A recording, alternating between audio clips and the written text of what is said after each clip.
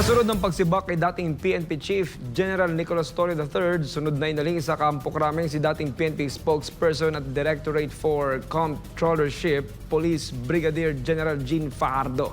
Narito ang balita ni Paul Montibon.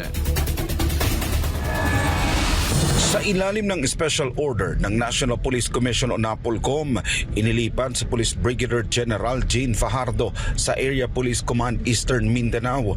Nauna nang tinanggal sa pwesto si Nicolas Torre III at sumunod si Fajardo bilang spokesperson ng PNP at Directorate for Comptrollership sa ilalim ng bagong balasahan na ipinag-utos ni Acting PNP Chief Police Lieutenant General Jose Melencio Nartatis Jr. Ang ginawa po na reshuffle na nilabas po kahapon, ito po ay bahagi ng isa po sa focus agenda ng ating acting Chief PNP na si General Nartatis, particularly yung management of human, material, tsaka o logistics o yung financial resources.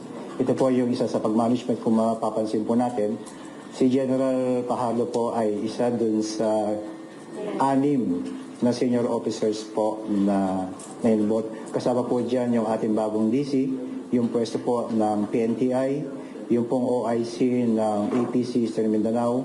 Si General Fajardo po ay deputy ng Eastern Mindanao. Nauna nang napansin na naging doble-doble na ang trabaho ni Fajardo at ng Public Information Office bilang tagapagsalita ng organisasyon. Kaya agad na ipinatupad ang pagtanggal kay Fajardo bilang spokesperson. Pumalit kay Fajardo bilang pinuno ng Directorate for Comptrollership si Police Major General West Raimundo Obinque. Ayon sa impormasyon, kaklase ni PNP Acting Chief Nartatis si Obinque sa Philippine Military Academy Class of 1992, habang ang dating posisyon naman ni Obinque bilang hepe ng National Police Training Institute ay ibinigay naman kay Police Major General Christopher Birong. Magsisilbing deputy ng APC Eastern Mindanao si Fajardo sa ilalim ng kumpas ni Police Brigadier General Leon Victor Rosete na mula naman sa APC Southern Luzon. Nakatakdang magretiro si Fajardo sa darating na Enero sa susunod na taon.